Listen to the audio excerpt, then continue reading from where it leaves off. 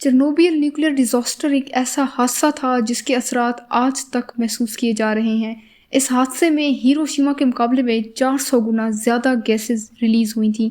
आप इसके नुकसानात का अंदाज़ा इस बात से लगा सकते हैं कि हिरोशिमा के अंदर 15 किलो टीएनटी का धमाका हुआ था और चेरनोबिल न्यूक्लियर डिजास्टर के अंदर 225 टन टीएनटी का धमाका हुआ था। चेरनोबिल पावर प्लांट चेरनोबिल के शहर से 16 किलोमीटर दूर प्रीपियत शहर में बनाया गया था और आज ये जगह पूरी तरह बंजर पड़ी हुई है। वर्ल्ड वॉर 2 के बाद सोवियत यूनियन ने न्यूक्लियर पावर को बढ़ाना शुरू कर दिया था और ये कोल्ड वार का दौर था। उसके लिए सोवियत यूनियन ने कई पावर प्लांट बनाए हुए थे जिनमें 4 न्यूक्लियर रिएक्टर्स शामिल थे और जो चौथा न्यूक्लियर रिएक्टर है उसके ऊपर आज एक डोम बना हुआ है। ये nuclear power plant half Soviet union की पॉपुलेशन को बिजली फराहम करता था और इस न्यूक्लियर पावर प्लांट से 1000 मेगावाट की इलेक्ट्रिसिटी प्रोड्यूस होती थी। इस हादसे को समझने से पहले आपको न्यूक्लियर रिएक्टर की कोर के बारे में पता होना चाहिए। न्यूक्लियर रिएक्टर की कोर के 3 मेन पार्ट्स होते हैं जिनमें एक फ्यूल रॉड्स होते हैं जो न्यूक्लियर फ्यूल का काम करती हैं, जिनके अंदर यूरेनियम डाइऑक्साइड के आइसोटोप्स का इस्तेमाल किया जाता है। यूरेनियम डाइऑक्साइड का ये आइसोटोप हमेशा टूटता रहता है और इससे एनर्जी और रेडिएशन रिलीज होती हैं। जब यूरेनियम डाइऑक्साइड का आइसोटोप टूटता है तो उससे न्यूट्रॉन्स बनते हैं और ये न्यूट्रॉन्स दूसरे एटम से टकराकर मजीद न्यूक्लियर एनर्जी प्रोड्यूस करते हैं। यूरेनियम डाइऑक्साइड के आइसोटोप्स न्यूक्लियर फिशन रिएक्शन के जरिए हीट प्रोड्यूस करते हैं और इस हीट से पानी को गर्म करके स्टीम प्रोड्यूस की जाती है और ये स्टीम टरबाइंस को चलाती है जिससे इलेक्ट्रिसिटी प्रोड्यूस होती है। और इसका दूसरा पार्ट है कंट्रोल रॉड्स, जिनके अंदर मेजर डिजाइन फ्लॉ था और धमाके की सबसे बड़ी वजह भी इसी के अंदर डिजाइन फ्लॉ था। ये कंट्रोल रॉड्स न्यूक्लियर रिएक्टर के अंदर रिएक्शन को कंट्रोल करने के लिए डाली जाती हैं। इन कंट्रोल रॉड्स के बेसिकली 2 मेन पार्ट्स होते हैं। इसका एक पार्ट होता है जिसे हम बोरॉन कार्बाइड कहते हैं जो रिएक्शन को स्लो करता है और दूसरा पार्ट है ग्रेफाइट जो मॉडरेटर का काम करके रिएक्शन को स्पीड अप करता है और यही इसका तीसरा मेन पार्ट है। तो अब हम समझते हैं न्यूक्लियर रिएक्शन को। इस न्यूक्लियर रिएक्शन के जरिए पानी को गर्म किया जाता है और इस पानी को स्टीम के अंदर तब्दील करके टरबाइंस को चलाया जाता है और टरबाइंस के घूमने की वजह से इलेक्ट्रिसिटी प्रोड्यूस होती है। ये न्यूक्लियर रिएक्शन एक चेन रिएक्शन होता है, मतलब कि अगर ये एक बार स्टार्ट हो जाए तो इसको कंट्रोल करना मुश्किल होता है। इस रिएक्शन को कंट्रोल करने के लिए 211 कंट्रोल रॉड्स डाली जाती हैं। ये जिस मटेरियल से बनी होती है उसे बोरॉन कार्बाइड कहते हैं और ये बोरॉन कार्बाइड न्यूट्रॉन्स को एब्जॉर्ब करता है ताकि ये न्यूट्रॉन्स दूसरे एटम से टकराकर ज्यादा न्यूक्लियर एनर्जी प्रोड्यूस ना करें, क्योंकि ये न्यूट्रॉन्स यूरेनियम के एटम्स के साथ मिलकर न्यूक्लियर रिएक्शन को मजीद बढ़ाते हैं। जब ये न्यूट्रॉन्स कंट्रोल रॉड्स के साथ चिपक जाएंगे तो न्यूक्लियर रिएक्शन स्लो हो जाएगा। और चेरनोबिल के केस में ये कंट्रोल रॉड्स बोरॉन कार्बाइड की ही बनी हुई थी और उनकी टिप ग्रेफाइट की बनी हुई थी और ये प्रोसेस 24/7 चलता रहता था, जिसकी वजह से रिएक्टर के अंदर 1600 डिग्री सेल्सियस का टेम्परेचर हो जाता था। ये सूरज के टेम्परेचर का 30% टेम्परेचर बनता है और इसलिए रिएक्टर को ठंडा रखना जरूरी था। इस मकसद के लिए रिएक्टर के अंदर पाइपलाइंस के जरिए पानी को चलाया जाता था। ये पानी पंप की मदद से हर वक्त रिएक्टर में घूमता रहता था। लेकिन चेरनोबिल के केस में बहुत बड़ा डिजाइन फ्लॉ इन्हीं कंट्रोल रॉड्स के अंदर था जिसका अंदाजा शायद ही किसी को था। न्यूक्लियर रिएक्टर को इस तरह डिजाइन किया गया था कि इसके अंदर पानी की रोटेशन 1 सेकंड के लिए भी बंद नहीं होनी चाहिए थी, फिर बेशक न्यूक्लियर रिएक्शन ही बंद क्यों ना हो जाए, क्योंकि रिएक्शन के काफी देर बाद भी हीट प्रोड्यूस होती रहती थी। इसके लिए जरूरी था कि ये वाटर पंप्स हर वक्त चलते रहें। इन पंप्स को चलाने के लिए नॉर्मल इलेक्ट्रिसिटी रिक्वायर्ड थी। ये इलेक्ट्रिसिटी रिएक्टर के टरबाइन से फ्राहम की जाती थी, लेकिन पावर फेलियर के केस में बैकअप डीजल भी इंस्टॉल किए गए थे। मतलब कि अगर टरबाइंस के जरिए प्रोड्यूस होने वाली इलेक्ट्रिसिटी चली जाती है तो इन वाटर पंप्स को डीजल पर शिफ्ट किया जाएगा। लेकिन मसला ये था कि जब ये डीजल पर शिफ्ट होंगे तब इनको शिफ्ट करने में 1 से 2 मिनट का टाइम लग जाएगा और ये वाटर पंप्स तकरीबन 60 सेकंड्स के लिए बंद रहेंगे।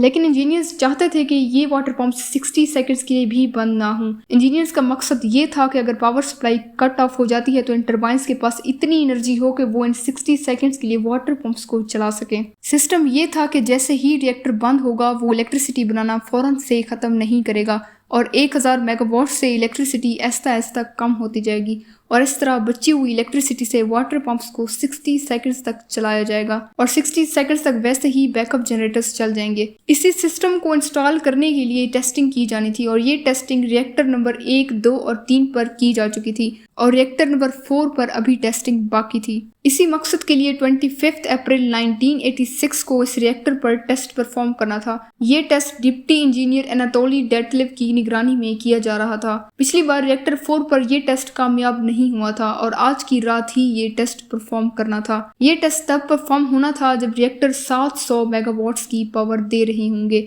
नॉर्मली ये 1000 मेगावाट्स ही प्रोड्यूस करते हैं। डिप्टी कंट्रोलर ने रिएक्शन को कंट्रोल करने के लिए और पावर को 1000 से 700 तक लाने के लिए कंट्रोल रॉड्स डालने का फैसला किया था ताकि रिएक्शन स्लो हो जाए, लेकिन कंट्रोल रॉड्स कुछ ज्यादा ही अंदर चली गई थी, जिसकी वजह से रिएक्शन सीधा 1000 से 30 मेगावाट तक चला गया था। अब रिएक्टर की पावर को बढ़ाने के लिए कंट्रोल रॉड्स को दोबारा बाहर निकाला गया था। अब पावर 30 से बढ़कर 200 मेगावाट्स तक बढ़ गई थी। पावर को बढ़ाने के लिए मजीद कंट्रोल रॉड्स को बाहर निकाला गया और अब टोटल 211 में से 8 कंट्रोल रॉड्स रिएक्टर के अंदर मौजूद थी और ये रूल बुक की वायलेशन थी। रूल के मुताबिक रिएक्टर के अंदर 15 से कम कंट्रोल रॉड्स नहीं होनी चाहिए। अब जब रिएक्टर के अंदर 8 कंट्रोल रॉड्स मौजूद थी तो इससे पावर 200 से बढ़ गई और 1000 को क्रॉस कर गई और रिएक्टर की पावर 30,000 मेगावाट्स तक चली गई। इतनी ज्यादा हीट की वजह से पाइप्स के अंदर पानी एवापोरेट होने लगा, जो कि असल में कोर को ठंडा करने का काम कर रहा था। इसी तरह पूरा रिएक्टर अब हीट की वजह से वाइब्रेट करना शुरू हो गया था और पूरे कंट्रोल रूम के अंदर खौफ की लहर दौड़ गई थी। इस रिएक्शन को कंट्रोल करने का एक ही तरीका था कि इमरजेंसी शट ऑफ बटन को दबा दिया जाए, जिससे सारी कंट्रोल रॉड्स रिएक्टर के अंदर जाकर रिएक्शन को कम कर देंगी। और इंजीनियर्स ने भी यही किया था। उन्होंने फौरन इमरजेंसी शट ऑफ को बटन तो दबा दिया, बट जैसे ही कंट्रोल रॉड्स अंदर गई रिएक्टर एक जोरदार धमाके से फट पड़ा। सेस्मोग्राम में इस धमाके की शिद्दत 225 टन TNT रिकॉर्ड की गई थी। हिरोशिमा पर गिराए जाने वाले न्यूक्लियर बम लिटिल बॉय ने जितनी गैसेस एटमॉस्फेयर में रिलीज की थी, इस डिजास्टर ने इससे 400 गुना ज्यादा गैसेस रिलीज की थी। 26 अप्रैल 1986 को रात के 1:26 पर यह धमाका हुआ था। सवाल ये पैदा होता है कि कंट्रोल रॉड्स जो रिएक्टर के अंदर रिएक्शन को स्लो करने के लिए डाली जाती हैं, तो इन कंट्रोल रॉड्स को रिएक्टर के अंदर डालने से आखिर धमाका क्यों हुआ? उसके पीछे सबसे बड़ी वजह कंट्रोल रॉड्स के अंदर डिजाइन फ्लॉ था। कंट्रोल रॉड्स का एक मेन पार्ट बोरॉन कार्बाइड का बना होता है, जो मजीद न्यूट्रॉन्स को एब्जॉर्ब करके रिएक्शन को स्लो करता है, लेकिन कंट्रोल रॉड्स की टिप ग्रेफाइट की बनी होती है।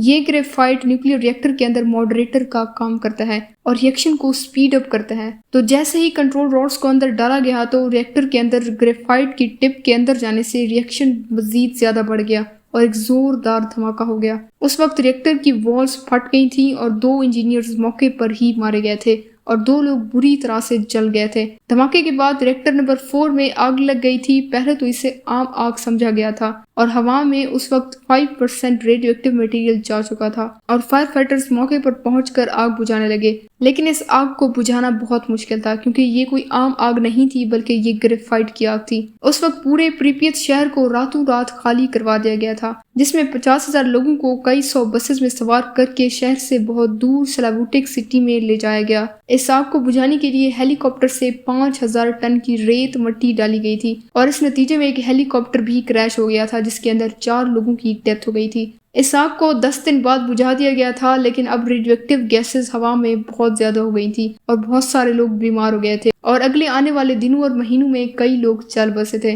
पहले तो सोवियत यूनियन इस बात को छुपाना चाहता था क्योंकि ये कोल्ड वार का दौर था और ये खबर सोवियत यूनियन का इंप्रेशन बुरी तरह खराब कर सकती थी। धमाके के 36 घंटों बाद 28 अप्रैल को स्वीडिश रेडियो स्टेशन ने लिखा कि हवा में रेडिएशन का लेवल मुसलसल बढ़ रहा है और ये रेडिएशन यूक्रेन की तरफ से आ रही हैं। आखिरकार ये मामला सोवियत यूनियन को दुनिया के सामने रखना पड़ा था, लेकिन एक और सबसे बड़ा मसला था जिसकी वजह से पूरी जमीन खतरे में थी। इन रिएक्टर्स के नीचे पानी का बहुत बड़ा पूल था जिसके अंदर रेडियो एक्टिव मटेरियल जा चुका था। अगर ये सारा पानी रिएक्टर की हीट की वजह से स्टीम बन जाता तो एक बहुत बड़ा धमाका हो जाता, जिसकी वजह से लाखों लोगों की मौत हो जाती और अगले 5 सालों तक मिलियंस लोग मारे जाते। इस हादसे को रोकने का सिर्फ एक ही तरीका था कि इसके बॉटम पर मौजूद ड्रेन वाल्व को खोल दिया जाए, लेकिन सवाल ये था कि इस रेडियोएक्टिव पानी के अंदर आखिर कौन जाएगा, कौन अपनी जान दांव पर लगाएगा। इस रेडियोएक्टिव पानी के अंदर जाने का मतलब था खुद को मौत की दावत देना, लेकिन इस मकसद के लिए 3 हीरोज सामने आए, जिनमें mechanical engineer Alexei Ananenko, senior engineer Valeri पेस्पेलव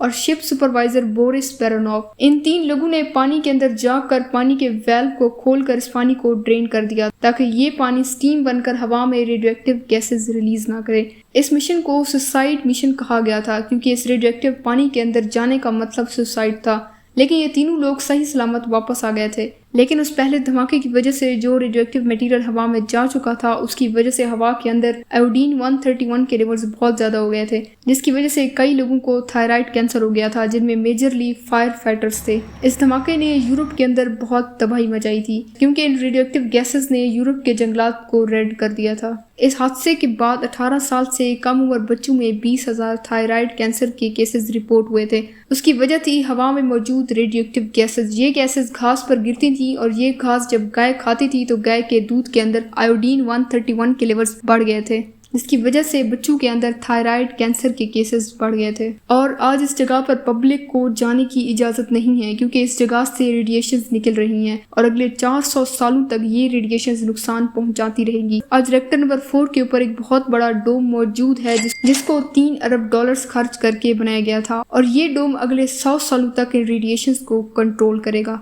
अगर आप लोगों को ये वीडियो अच्छी लगी है तो काइंडली इस वीडियो को लाइक कीजिए, शेयर कीजिए और इस चैनल को सब्सक्राइब कीजिए और हम मिलते हैं एक अगली नई वीडियो में। तब तक के लिए अल्लाह हाफिज़।